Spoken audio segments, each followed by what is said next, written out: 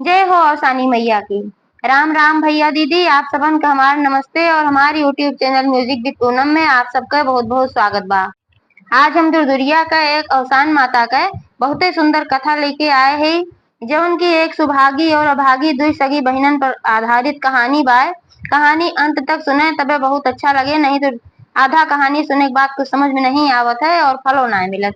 ए नाते कहानी का पूरा सुने और अगर पसंद आवे तो लाइक करें, शेयर करें। चैनल अगर सब्सक्राइब न किए हो तो चैनल वो सब्सक्राइब कर लें और जो घंटी बटन होता है घंटी बटन ही दबा दें, जो ने कोनो नवा वीडियो हमारा आवे तो आप तक जरूर पहुंचे, सबसे पहले पहुंचे वो। भैया दीदी, आप सबका हमें सपोर्ट की बहुत जरूरत बा। आप सबके सपोर्ट से हमें बहुत बल मिला था। आप सब अपन आशीर्वाद, सहयोग और प्यार दुलार बनाए रखें, जैसे अब तक बनाए रखे हैं। तो यही के साथ कहानी शुरू करी थे। एक बार प्रेम से बोला अवसान महारानी की जय। एक गांव में एक पंडित पंडिताइन रहन। पंडित पंडिताइन बहुते गरीब रहन। उनके खाए वाए के एकदम अट्टे ना रहा। बड़े मुश्किल से दोनों जून को रोटी व्यवस्था कर पावत रहन। पंडित बेचारू जजमान जाए कथा वथा बाँचे तो थोड़ बहुत वही सीधा पिसान मिल जात रहा, कुछ पैसा मिल जात रहा, तो वही से दोनों जने गुजारा होत रहा है। ऐसे छोट मोट पूजा कथा में जे गरीब उरीब रहा उहे बुलावे तो थोड़े बहुत उन्हें मिलत रहा। कहूँ बड़ी पूजा में बुलाई ना जात रहन, जहाँ बहुत बढ़िया पूजा पाठ होत रहा, जहाँ ढेर ढेर पैसा मिला था, तो वहाँ पंडित बुलाई ना जात रहन है। तो उनके लड़कियों बच्चे कौन आए रहा, तो बहुत मान मनौती के बाद पंडिताइन के पेटे में लड़कियां आए। तो बहुत खुशी बहन की चला क्यों लड़कियां हो जाए, वो कमा उमा कुछ लागे तो घरे में कुछ गरीबी जोन बा कम हो जाए। लेकिन यह समस्या आई गे, पंडिताइन की बेटवा ना भय, पंडिताइन की बिटिया हो गे। और जब बिटिया हो गे तो पंडित पंडिताइन बेचारो बहुत दुखी हो गए। सोचन ले हमारे वैसे खाए ना आटत रहा, अब बेटुआ हो तो कैसो ओका पाल ओल ले तो बड़ा हो जात, कुछ कमाए उमाए लागत। अब बिटिया हो गे का पलबो करी हुए बाद फिर शादी ब्याह है, कहाँ से हम खर्चा ले आओ। पंडित पंडिताइन जान पड़े जैसे उनके देह खूने ना रहे, एकदम मारा पड़ा रहे। तब पंडित पंडिताइन की कुछ ना सूझा तो दोनों जने आपस में प्लान बनाए कि अगर ये बिटिया हमारे घर आ रहे मान ले खाए पिए की व्यवस्था कैसे जैसे हमारे सब खाए भी खाए, लेकिन शादी ब्याह कह न पाऊ तो ऐसे बढ़िया ले चलिए का अनाथ आश्रम में दे आई। हमरे लगा रहे, हमरे आंखी का आगे रहे का दुख रहे तो शादी ब्याह निक से ना कह पाई, तो कम से कम हम सब बहुत दुखी रहा। अनाथ आश्रम में दे आई तो अनाथ आश्रम वाले कुछ न कुछ व्यवस्था करवाए करी, कम से कम बिटिया कुछ न कुछ व्यवस्था तो हो जाए। ये दोनों जने विचार करके का कहन कि बिटिया उठाए और लेके जात रहन अनाथ आश्रम में दे। दुख तो बहुत लागत रहा भाई, अपन बिटिया रही, अपन संतान रही, एक तो इतने दिन से होत ना रहा और इतना दिन के बाद भबो किया तो अपने हाथे ले जाए कोका गरीबी के नाते दे आवत रहन अनाथ आश्रम में। तो जैसे लड़के निकले लागे मुहारे तक ना पहुंचे, तब तक चार पांच गांव के मेहरारू उनके घरे आई के पहुंच गई। भाई जब सब सुने कि पंडिताइन की बिटिया भैबा तो सब सोचे कि चला हाल चाल ले आई पंडिताइन के, बिटिया देख के आई। जब सब मेहरारू आई तो देखा था पंडित पंडिताइन बिटिया ले मुहारे तक पहुंचा है। तो सब जनी पूछी का बात है पंडित, बिटिया की तबीयत खराब बका जो लेके जाता हाथ गया, तो रे सबका मुंह बहुत लटका बा, बहुत परेशान दिखाता हाथ गया। का भाई बिटिया ठीक ना है बा, तो पंडित कहे नहीं बिटिया तो ठीक बा, बिटिया बहुत सुंदरी बा, जान पड़त बा जैसे एकदम राजा उजा बिटिया हो, इतनी सुंदर बा। लेकिन जौन है हमरे इतनी गरीबी बा कि अब बिटिया हो गए, अब हम एकर कैसे पालन पोषण करब। मान लिया पालन पोषण तो हम कई ले कुछ बेकार खियाई के, लेकिन बिहवा हम कैसे करब। आजकल इतनी महंगाई बा, सब दहेजवे मांगत है, तो हम कहाँ से ले आओ, कहाँ से व्यवस्था करब। एह नाते हम सोचत है ले जाए का हम अनाथ आश्रम में दे दे, जेकरे लड़किया बच्चा ना होए, क्यों बड़वा नहीं होए तो के जाने के भाग्य अच्छी होए तो का कुलिया ले जाए अपने घरे रख ले और अच्छे से पाले उले, अच्छे से खाना पीना मिले, अच्छे शादी ब्याह हो जाए। यही मारा हम एका लड़के अनाथ आश्रम में जात हई। मन तो ना कहत बा अपन औलाद है, लेकिन अब का करी। तब वह मेहरारून में गिनी खूब बूढ़ के रहे, और बूढ़ा कहीं देखा सब अपने अपने भाग्य से आवत है। अगर ये तोहरे घरे आए हैं तो अपन भाग्य लेके आए हैं, का पता है नहीं भाग से तोहार घर गृहस्थी सुधर जाए, तू कमा उमाए लागा, तोहार बढ़िया पंडिताई चले लागे। एहनाते इनका तू कहूँ जिन ले जा अपने घरे में रखा, और ये अगर इनके भाग्य होए तो तोहरे घरे में बढ़िया से रहिए, और ना इनके भाग्य ना होए तो कहूँ ना आश्रम में ले जाबा तो इनका क्यों निक मनई लाइन न जाए, और खराब मनई उठा ले जाए। जब बूढ़ा ऐसन कहीं तो पंडिताइन के दिमाग में बात आए, बात तो सही है का, जरूरी ना बाकी क्यों बड़ मनई हमारे बिटिया के ले जाए, काजनी के उठा ले जाए, कैसे रहा है इससे बढ़िया ना दे ही अपने आँखी के आगे रखी। अगर भाग इनके होए तो बढ़िया शादी ब्याह होए, ना होए तो फिर देखा जाए। तो फिर ई प्रोग्राम जोन रहा अनाथ आश्रम दे वाला एक कैंसिल कर लेहन, अब अपने घर में बिटिया रख लेहन। और सही में बिटिया बहुत भाग्यशाली रही। और जैसे वो पैदा भय वही के बाद से पंडित के तना काम मिले लाग, बड़ी बड़ी पूजा मिले लाग, और सब बुलावे लाग।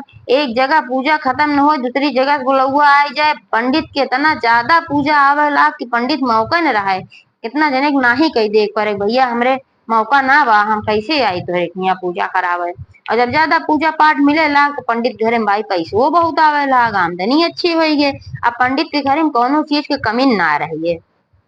जब ए तरीके से बिटिया के भाग देखें तो पंडित ओकर नाव धई देहन सुभागी, कहे नी हमार बिटिया बहुते सुभागी बा, एह नाते से एकर नाव सुभागी रहे, करे उते हमरे घरे में सब कुछ अच्छा होइए। तो साल 2 साल ऐसे बीता, ओकरे बाद फिर पंडिताइन के पेटे में लड़किया आए।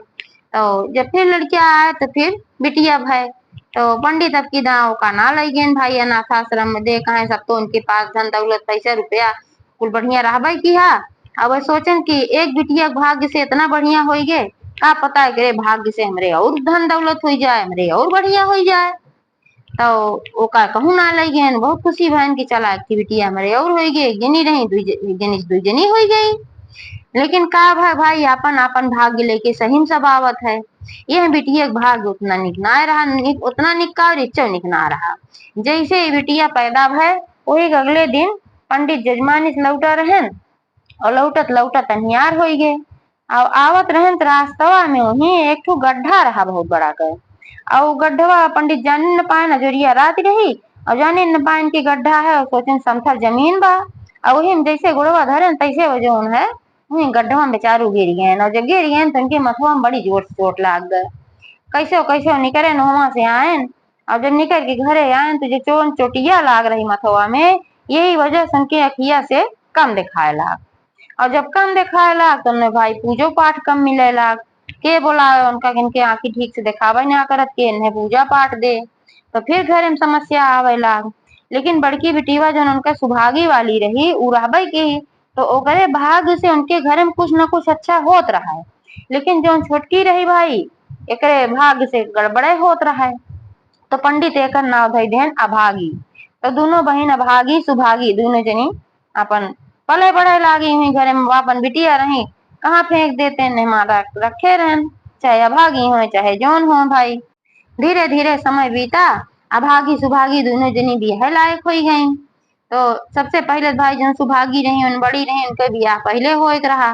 तो पंडित देखबा ना कहन कहूँ हेरबा ना कहन, लेकिन उनके भाग इतनी अच्छी रही जो ना सुभागी रही कि उनका बिना हेरन खोजे बहुत ही सुंदर वर मिल गए, घर मिल गए, कुल अच्छा मिल गए। उनके बहुत अच्छे शादी हुई, वो अपने ससुरे चली गई। अब जब वो अपने ससुरे चली गई तो अपन भगियो लेके अपने ससुरे गई भाई। अब यह जो उनके भाग्य से अच्छा होत रहा वो सब बेकार हो गए। अब खाली अभागी बची तो इनके भाग्य से फिर हुए जैसे पहले पंडित रहन एकदम गरीब खाए ना आटत रहा, फिर वह दशा हुई गई इनके घरे में। और जो सुभागी रही अपने ससुरे में गई तो जाते मान उनके घर में तो पहले कुल रहबे किया और अछला बिछल हो गए और कुल बढ़िया हो गए। तो जब देखे कि हमरे महतारी बा के घरे में गरीबी बा तो परिवार उनका अच्छा रहा तो मदद उदद कई देत रही। उनके परिवार हरकत ना रहा कि नहीं कहे देबू अपने नहीं है, लेकिन वो अपन दे ले देत रही, छोटकी बहनियों का अपन दे ले देते रही, कपड़ा लत्ता दे दे और भी सब सामानों का दे देत रही कि भाई हमरे बाप के ना बा चला अपने बहन सौसान वही पूर कर दे। कुछ दिन बाद पंडित सोचन कि अब छोटकी बिटिया भाई बियाह कर ही खाया बाय तो हेरे खोजे लागन, पैसा तो उनके रहा ना है। सोचन कतहूँ मिल जात जौन है सस्ते में, तो जो दान दहेज जिन्ना मांगत तो वही किया ब्याह कर दे। लेकिन जहाँ जाए वह दान दहेज मांगे। लेकिन पंडित की बिटिया रही दोनों बहुत सुंदर, इतनी सुंदर रही कि अब का बताई।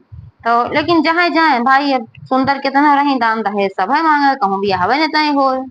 तो संजोग बस एक जगह उनका जैन देखे बियाह, तो वो कहे कि हमें दान दहेज ना चाहिए, हमें भाई लड़की सुंदर चाहिए, शालीन चाहिए, ओकर स्वभाव अच्छा हो चाहिए। तो पंडित कहें ठीक बा, तू हमार लड़की देख ले, अगर पसंद आवे तो तू ब्याह करे, ना इतना करे। तो वे सभी लड़की देखे तो लड़की के भाई देखते मान पसंद कई रही तना सुंदर रही, और लड़की के स्वभाव बहुत निक रहा।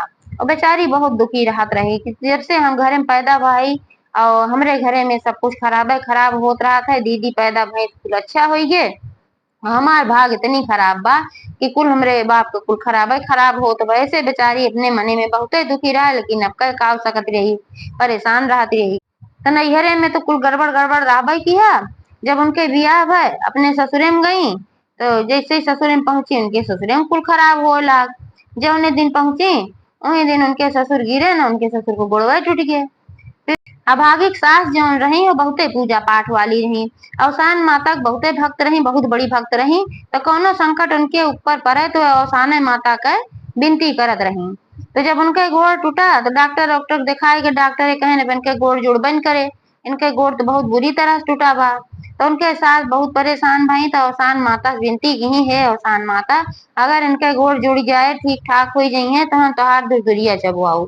अवसान माता के उथुआ से उनके प्रताप से आशीर्वाद से उनके गोड़ बहुत जल्दी ठीक हो गए, बढ़िया चले फिरे लागे। तो फिर वे कहा कि 14 सुहागिन न्योती 14 माने रही भाई, 14 सुहागिन न्योती और बुलाई अपने घरे दुरिया चबुआई। तो जो ने अभागी रही है देखी कि इनके पूजा पाठ बढ़िया से होत रहा। तो वह कथा में सुनी कि अवसान माता ऐसे नहीं है कि जेकर जौन दुख रहा था, जौन जेकर गाढ़ रहा था वो का जरूर काटा थी। अब देखे रही उनके सास मानी तो उनके ससुर को गोड़ ठीक हो गए। तो वह गई जहाँ पूजा पाठ भा रहा, तो वहां गौरी गणेश के जौन सिंदूर चढ़ा रहा, तो गौरी से सिंदूर लगाई अपने मांगी में लेके, और वहां से एक चना उठाई और वही मनौती मानी, कहीं हे अवसान माता हमारो अभाग दूर कर देबू, हम जहाँ पहुंची हमारा अभाग साथे साथे चला जात है, हमारो अभाग दूर कर देबू तो हम तोहार दूर दुरिया जरूर चबुआऊ। अब एक दिन हम एक बृहस्पति के न चबुआऊ, जितना दिन हम जियब हम हर भीख तोहार दूर दुरिया चबुआऊ, लेकिन हे माता हमरो कष्ट काटा, हमरो अभाग दूर करा। वार वो चना लेके आई अपने ऐसे में गठियाई ली और गौरी सिंदूर लेके मांगी में लगाई। तो अवसान माता भाई बहुत दयालु हैं, जब इतना विनती करे लागी गिड़गिड़ाए लागी तो अवसान माता के आशीर्वाद से उनके भाग्य पलट गए। उनके भाग्य पलट गए, जहां जहां वह गोड़ धरे वहां वहां कुल अच्छे होए लाग। जवन जहां गोड़ धरते नहीं कुल खराब हो जात रहा, अब जहां गोड़ धरे वहां कुल अच्छा होए लाग। जब कुल अच्छा होए लाग तो अपने सास से एक दिन कहीं हे अम्मा जौन बा हमहू माने है, जब वो दिन तू चबुआए रहो दूर दूरीवा तो हमहू हिम्मत से खिचना उठाए ले रहे, हमहू माने है कि जो हमार भाग्य अच्छी हो जाए तो हम अवसान माता का हर बृहस्पतिवार को दूर दूरिया चबुआओ।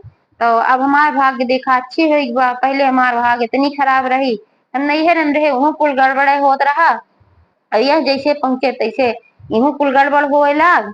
लेकिन अब हमार भाग्य देखा अच्छी हुई अवसान माई की कृपा से। तो उनके सास कहे हमें कौन बात दुल्हन, हम तो खुदे अवसान माता को बहुत मानी थे और अवसान माता सही में कुल भला करा थी, तो हमार रक्षा करा थी। तो तू चबुआवा दूर दुरिया चबुआवे में का बाटे। तो दोनों जनी सास पतो मिल के बहनी 14 सुहागिन न्योत के दूर दुरिया चबुआई, ओकरे बाद से जय बिफाए आए और हर बिफाई के दूर दुरिया चबुआवे लागी।